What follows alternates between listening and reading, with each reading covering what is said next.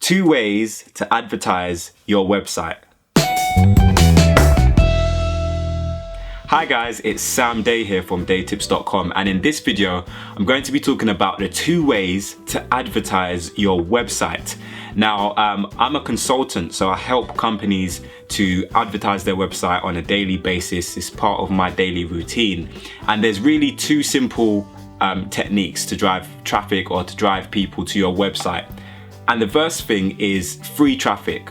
So if you don't have a large budget, or if you're on a shoestring budget, then the first thing you might consider is free traffic.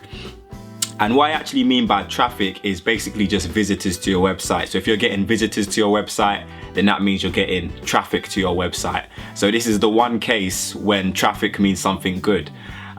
So if you want to get free traffic, you need to look into things like search engine optimization.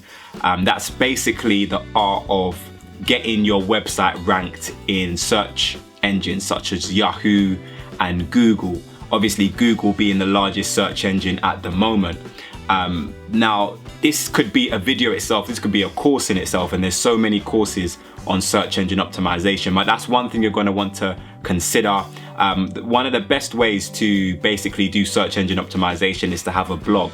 So if you have a website that sells your services or sells your products, one of the easiest ways to get your website ranked in Google or in Yahoo is to have a blog and to write, content on a consistent basis. It's called dynamic content.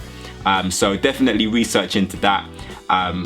It's called search engine optimization, and try and invest in getting a blog. The second thing I would recommend is being active on social media. So websites like YouTube, websites like Twitter, websites like Facebook. These are all really awesome platforms that you should be engaging in and you should be learning about if you're trying to drive free traffic to your website. And it also is going to actually have a knock-on effect to your SEO or your search engine optimization, which is called backlinking.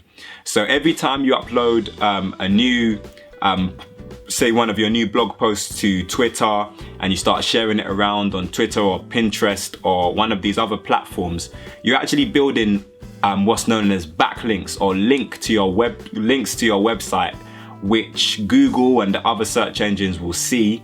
And that basically just means that your website is associating itself, or your website is being associated with really high authority websites like Facebook and Twitter and YouTube.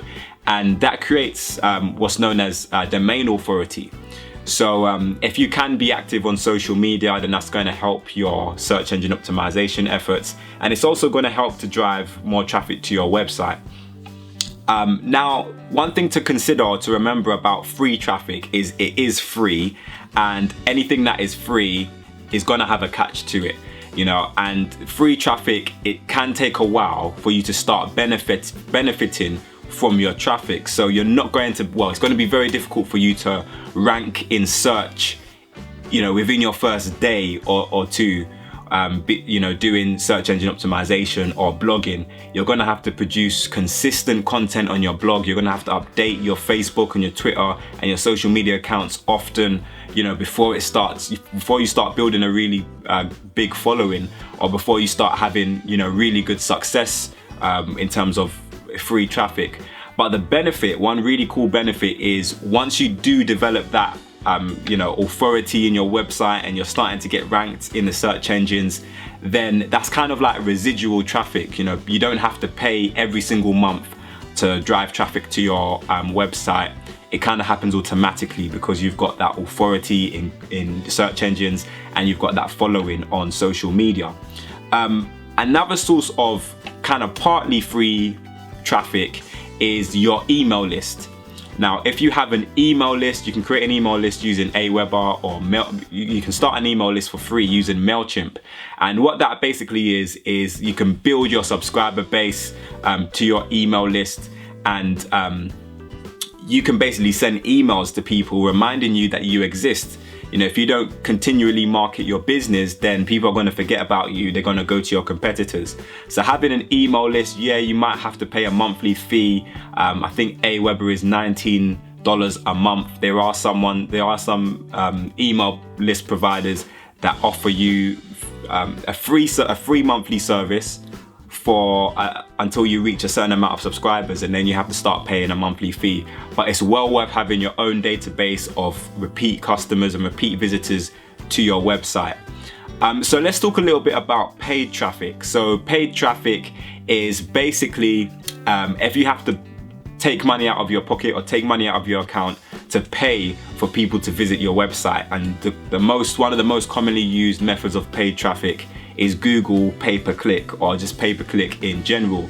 And what you do is, you go into Google and you bid on keywords. So depending on what keyword you're bidding on, it will kind of depend on how much you're paying, and it's quite complicated. But one thing that I would definitely recommend, if you are spending money to do paid advertisement, whether it's pay-per-click, whether you're doing solo ads, whether if you're doing media buys, whatever type of paid traffic you're doing, make sure you have something in place that's able to track the success of your pay-per-click or your campaigns.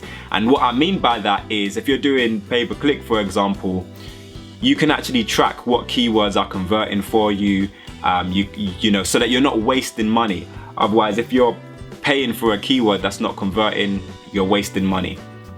Another thing that I would highly suggest that you're doing if you're paying for any type of traffic to your website is to make sure that you're testing your ads as well. So, there's sites like Optimizely, which allows you to do what's known as A/B testing, where you can test one landing page compared to another landing page, and kind of better optimize your pay-per-click campaigns or your campaigns in general. So I'll definitely recommend those two things. And the third thing I would recommend if you're paying for traffic online is to capture leads. Like I mentioned earlier in this video, I spoke about building an email list.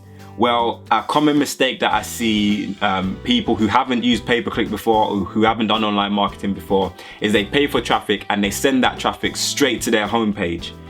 And that is a big mistake. You don't really want to do that unless you have thousands of pounds to burn. You don't want to do that. You want to send people to optimized landing pages. And that's how you're going to, capture their emails. That's how you're going to get them on your email list. And that's how you're going to be able to do the split testing and the tracking a lot easier. And you're going to be able to make a lot more money and drive a lot more people to your website that way.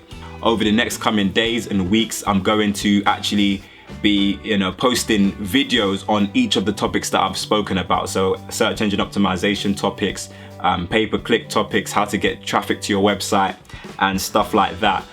So if you have any kind of website, if you have a WordPress website, or if you have a Shopify store, or any kind of website then that you want to drive traffic to, then make sure you subscribe to my channel so you don't miss any of my traffic videos that will be coming up in the next coming days. So make sure you subscribe to my channel so you don't miss that.